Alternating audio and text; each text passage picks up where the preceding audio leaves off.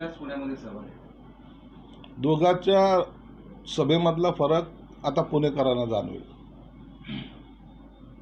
मोदीचा साहेबांचं असलेले विजन आणि राहुल गांधीचं असलेले विजन याच्यामध्ये पुणेकर तसे तसे हुशार आहेत।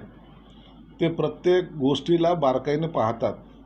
म्हणून ह्या दोघातलं काय फरक आहे आज पुणेकर खऱ्या अर्थानं महाराष्ट्राला सांगेल। आणि म्हणून राहुल गांधीचा सभेचा कितपत इफेक्ट तिथं होतोय हे तुम्हाला या निवडणुकीमध्ये दिसून येईल। आज एक नवीन घटना घडली की शिवसेनेच्या ठाकरे गटाच्या नेत्या त्यांना घेऊन जाण्यासाठी हेलिकॉप्टर आलं होतं, ते जाण्यावर ते क्रॅश झालं। तर चिंता व्यक्त करतायत सगळेजण किंवा आता बरेच नेते हेलिकॉप्टरचा प्रवास जोरात सुरू आहे। मागच्या काही दिवसांमध्ये अशा घटना समोर आल्या होत्या। आज हेलिकॉप्टर क्रॅशची जी घटना घडली ती दुर्दैवी तर आहेच आहे, त्यात कोणतीही जीवितहानी झाली नाही ही समाधानाची बाब आहे। परंतु जे जादूटोणे करणारे त्यांनाही सांगेल, कुठेही प्रचाराला जाताना पहिले जादूटोण्याचं काही मंत्र सुपाऱ्या बिपाऱ्या खिशात ठेवून जात जा। असा जर एखादा प्रकार घडला तर दुसऱ्यावर आरोप लावायला तुम्ही मोकळे व्हाल। आणि सर्व राजकीय नेत्याला सांगतो, हे प्रवास थोडेसे टाळले तर बरं होईल। कारण की या प्रवासामध्ये जीवाचं रक्षणाची सुद्धा एक मोठी जबाबदारी स्वतःवर घ्यावी लागते। देवेंद्र फडणवीस साहेबांच्या सुद्धा हेलिकॉप्टरला असा 2 वेळा अपघात झाला होता। अमित शहांचा झाला होता, शरद पवार साहेबांच्या झाला होता। परंतु ह्या अशा घटना ह्या निवडणुकीच्या काळामध्ये घडतात, याकडे सर्वांनी गांभीर्याने पाहिलं पाहिजे। जास्त रिस्क घेणे हे कधी कधी जीवावर बेततं, म्हणून आपण आपली काळजी घेणं हेच एक त्यावरचा पर्याय आहे। भाजपच्या चित्रा वाघ यांनी अभिनेत्री पॅराली उर्फ राज नयानी यांचा एक फोटो सोशल मीडियावर टाकला होता। त्यावरून ते असं म्हणलं की मी एक चारित्र्यवान कलावंत आहे आणि एका कलावंताचा अपमान केला म्हणून भाजप नेता चित्रा वाघ यांनी माझी माफी मागावी, अन्यथा मी त्यांच्यावर अब्रू नुकसानीचा दावा दाखल करेन, अशी भूमिका अभिनेत्री पॅराली उर्फ राज नयानी यांनी व्यक्त घेतली आहे। कोण आहे हा अभिनेता यांचे कशाला यांना मोठं करत बसता? निवडणुकीच्या काळामध्ये हे अशा विचित्र प्रकार मला वाटतं घडू नये। लोकांचे अनेक ज्वलंत प्रश्न आहेत, शेतकऱ्याचा असेल सर्वसामान्याचा, त्याच्याकडे लक्ष द्या। मला वाटतं हे महाराष्ट्रामध्ये ही संस्कृती नाही आहे। एकमेकाचे उघडे नागडे फोटो हेच पाहण्यासाठी महाराष्ट्राचे आता काय डोळे काय आसुसरले नाही आहेत, म्हणून या अशा गोष्टीला जास्त महत्त्व कोणी देऊ नये। याच्यावर पुन्हा आता डिबेट व्हायची शक्यता आहेत। अत्यंत विद्वान लोक याच्यावर बोलायला सुरुवात करतील। हा चर्चेचा विषय होऊ शकत नाही। अशा घटना महाराष्ट्रामध्ये घडता कामा नये आणि त्याच्यावर चर्चासुद्धा होता कामा नये। पण त्यांनी संताप याच्यासाठी व्यक्त केला की भाजपच्या नेता चित्रा वाघ यांनी त्यांना पॉर्न स्टारची उपमा दिली होती। ह्या विषयाला सर्वसामान्य माणसाच्या मनामध्ये कुठे स्थान नाही आहे। नाही, अशा घटना मला तरी वाटतं की ह्या मीडियासमोर असेल की लोकांच्या मनावर सुद्धा ते बिंबवण्याचा कोणी प्रयत्न करू नये। चित्रा वाघ असेल का आणखी कोणीही असेल, परंतु ह्या घटना असा इतक्या गांभीर्याने समोर येणं उचित नाही आहे। मी त्यांनी काय मांडलं त्याच्याबद्दल माझा काही आक्षेप नाही आहे।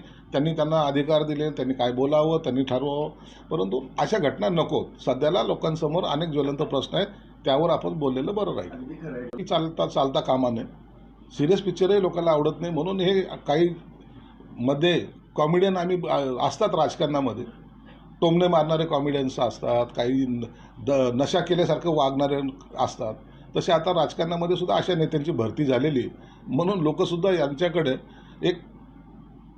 आपला त्याला काय म्हणता येईल, आपला टाईमपास म्हणून पाहतात आणि ह्याला कोणी सिरियस घेत नाही। या विधानांना टाइमपास म्हणायचं की विधान करणाऱ्यांना? विधान करणारे असो का त्यांनी केलेल्या विधानाला असो, अखेर लोक हसी मजाकमध्ये उडवतात ना। त्याला महत्त्व काय देतात? टरबूज म्हणला काय झालं? अरे तुम्ही एखाद्याला नावं ठेवता, जर एखाद्याने तुम्हाला नाव ठेवलं ना तर त्याला सुद्धा असंच हसी खेळीच्या वातावरणात घ्या। तुम्ही लोकांची नक्कल करता, एखाद्याने तुमची नक्कल केली ना मग त्याच्याबद्दल आपण सुद्धा हसत खेळत त्याला ॲक्सेप्ट केलं पाहिजे। नसता माझ्यावर कोणी बोललं नाही पाहिजे असं जर तुमची भूमिका असेल तर ती सुद्धा बरोबर नाही। ओके,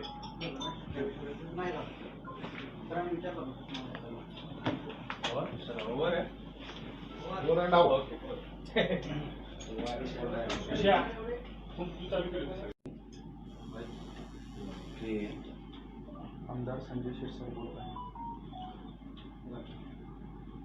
इसको क्या करना पड़ता है?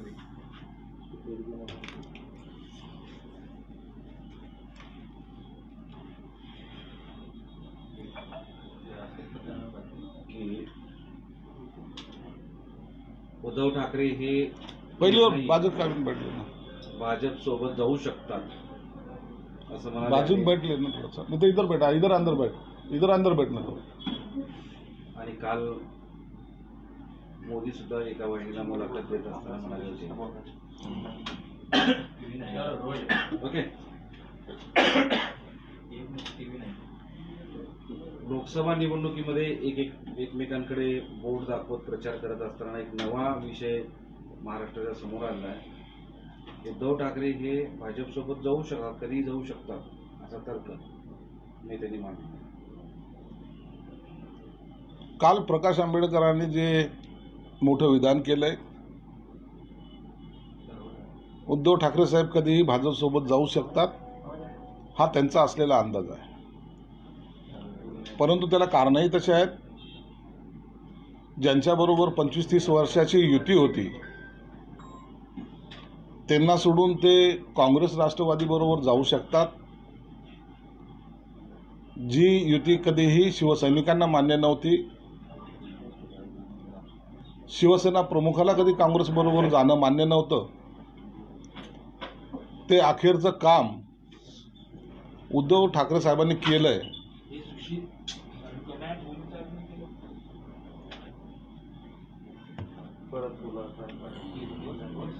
एकदा ठरून घ्या, एकदा काहीतरी हो गया क्या त्यांना आवडत नव्हतं।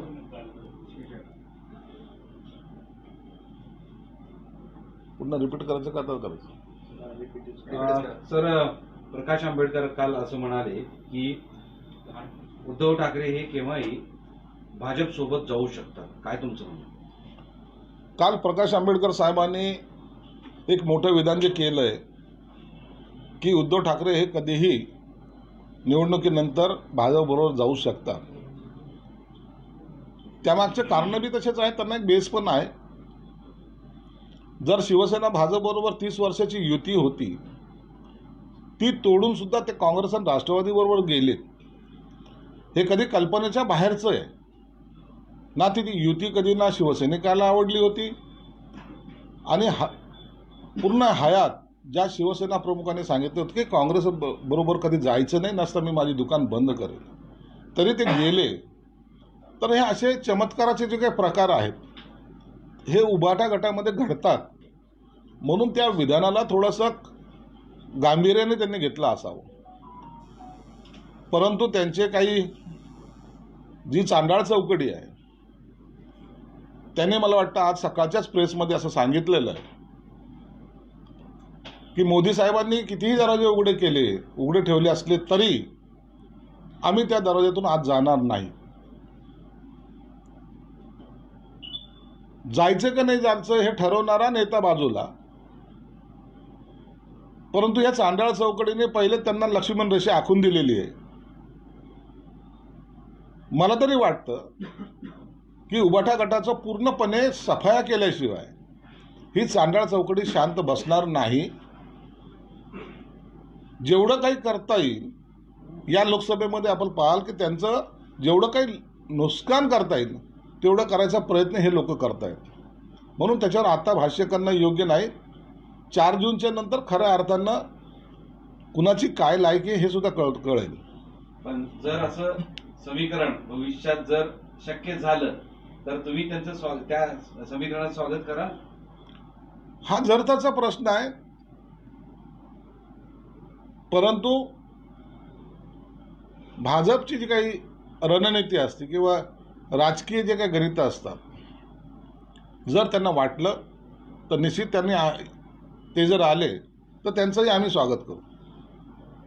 तुम्ही उमेदवार जाहीर केल्यावर अनेक ठिकाणी नाराजी बघण्यात आली। आता ठाण्यामधून तुम्ही नरेश म्हस्के यांना उमेदवारी दिली आणि तिथं ते आमदार गणेश नाईक नाराज झाले अशा पद्धतीची चर्चा आहे। हे सारखं तुम्ही उमेदवार जाहीर करता आणि हे भाजप नाराज होतं असं चित्र दिसतंय।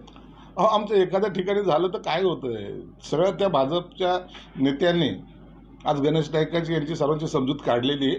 ते सगळं काही ठीक होणार आहे, महायुतीचा प्रचार हे करणार आहे. आमचं असं नाही आहे, सांगलीसारखं नाही आहे. तिथं अनेक वाघ तयार झालेले आहेत आणि वाघामध्ये मारामारी चालली आहे.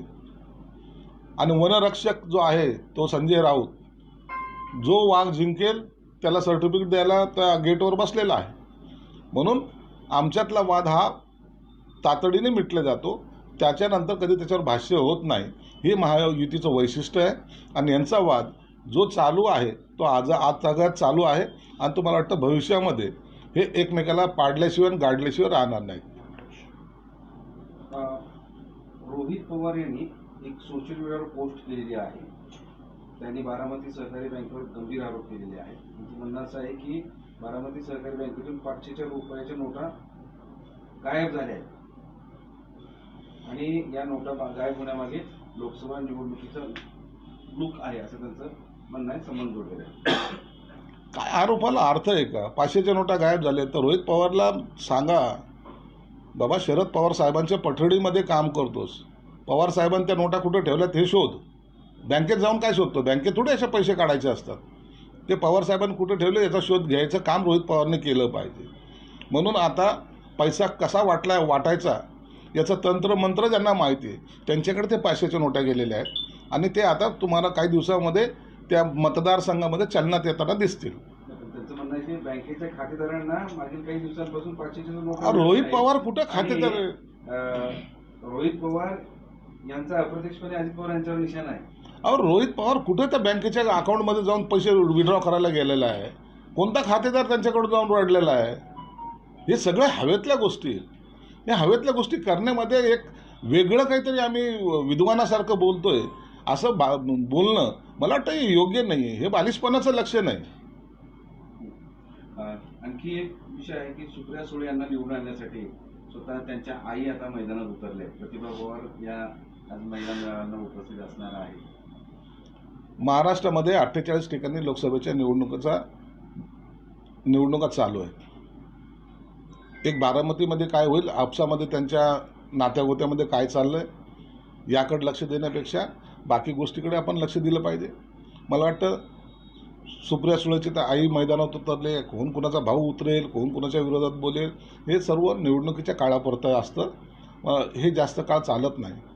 काय ठरवायचं हे जनता ठरवेल आणि जनतेने जो काही निर्णय देईल हे दोघांना ॲक्सेप्ट असेल. मागच्या 2 दिवसापूर्वी 2 दिवस मराठवाडा आणि महाराष्ट्राच्या दौऱ्यावर मोदी होते. पुण्यात त्यांनी सभा घेतली होती. आज राहुल गांधी त्याच पुण्यामध्ये सभा घेतली. दोघांच्या सभेमधला फरक आता पुणेकरांना जाणवेल.